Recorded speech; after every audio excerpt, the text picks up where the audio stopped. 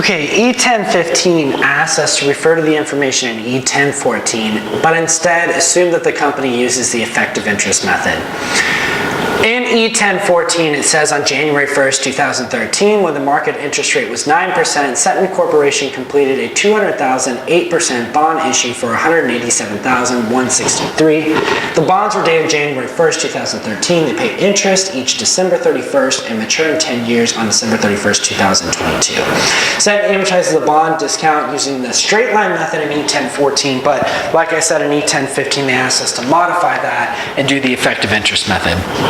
Before we start to talk about this problem, I'm going to let you know right now I'm breaking this problem up into two parts. Since it goes out to so many years, it's easier for me to show the remaining years electronically. We're going to do the first year here on the board so that you get familiar with the components and how they work. But before we even begin that, I want you to take a note of what an amortization table looks like and the purpose of an amortization table. The whole reason why we're doing this, the reason why we're even talking about this, is because when we do bond amortization, meaning we reduce the premium so that it gets back to what the face value is, or we reduce the discount so that the bond payable increases because the discount is a contra liability account, right? So that the bond payable, the net value increases to what the face value is, we have to make journal entries. And the bond amortization table allows an organized format for us to get what those values should be for each journal entry, okay? So this kind of takes our calculations that we're doing and puts it in an organized method so that we can follow what each year's journal entry should be, because the overall goal that we have to calculate,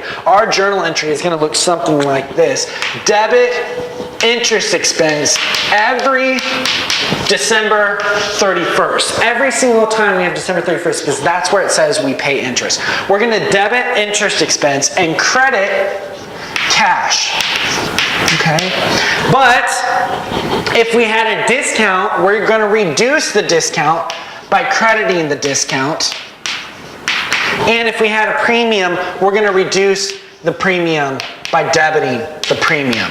Now these don't necessarily have to be in place, these two guys right here, because if we issue the bond at face value, they won't come into play.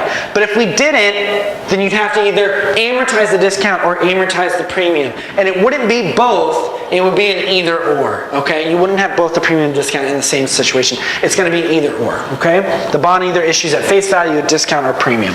So that's the journal entry that we're trying to get to. And these calculations are gonna be organized in this table so that we know the number we have to put in here. Once we do our calculations, there's no more calculations to do. Once we calculate the whole table, there's no more calculations that we have to do. We simply take those numbers and put them in the proper journal entry format whenever the time comes up, i.e. the December 31st, okay?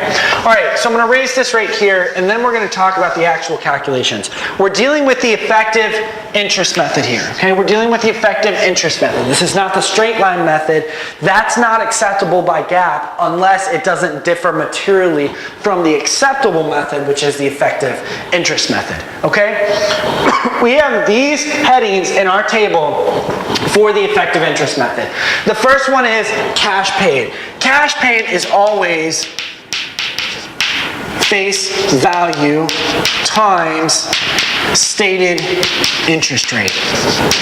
Okay? The cash paid, and when we were talking about cash paid, we're referring to the cash paid for interest. So the interest amount that you actually pay. Not interest expense. Remember, expenses is different than what cash timings are, cash payments or cash receipts. It's payments in this circumstance. But cash paid refers to the interest that you actually pay, and that's always your face value multiplied by your standard interest rate. Why? That's the contractual agreement. That's what you've signed to, okay?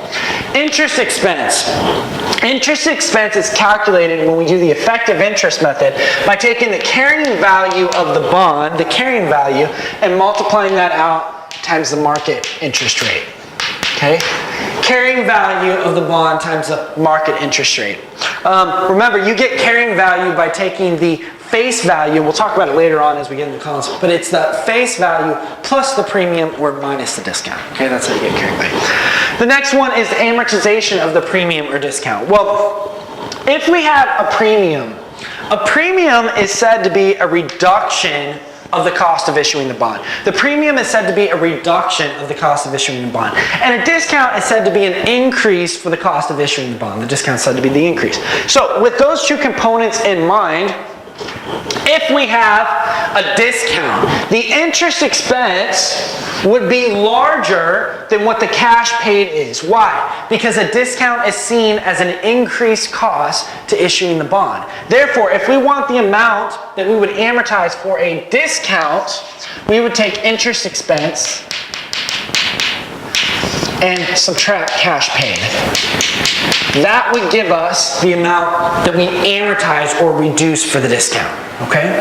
Now, if it was a premium, it would be the opposite way. The cash paid would be more than what the interest expense is. Why? Because the premium is seen as a reduction of the cost of issuing the bond. So, if that's the case, we would take cash paid and subtract interest expense,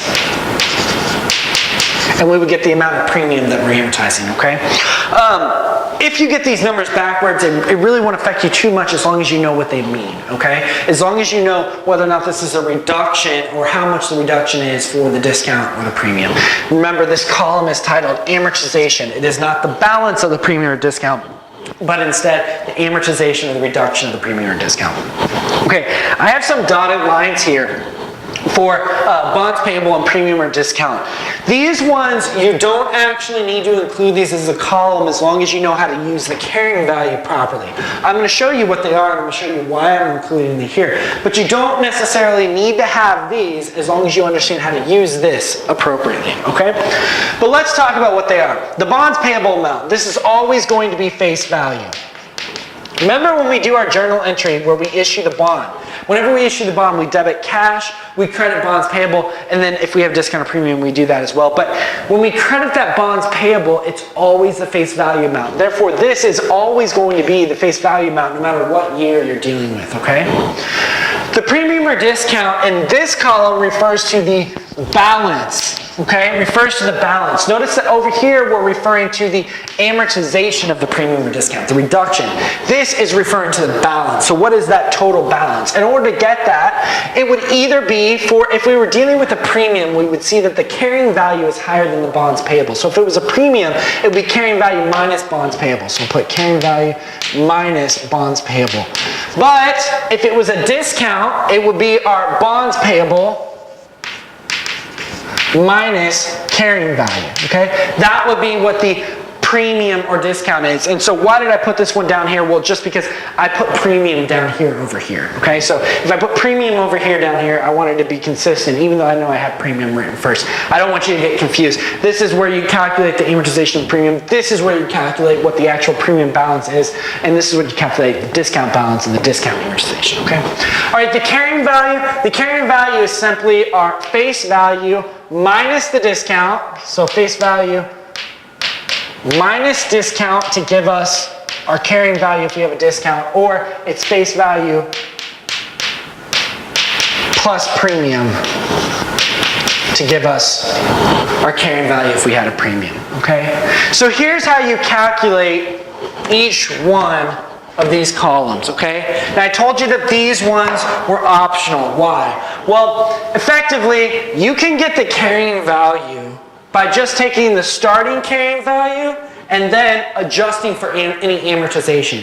If you can remember to do that, you don't need these columns to get the carrying value. You could simply take the starting carrying value, and if it's a premium, you would subtract the amortization of the premium, and if it's a discount, you would add the amount that's been amortized for the discount, because the goal of the carrying value is always to get back to what the face value is. So if it's a premium, you start out with a carrying value that's higher than what the face value is. And if it's a discount, you start out with a carrying value that's lesser amount than what the face value is, okay? So the goal is always to get back to what the face value is, okay?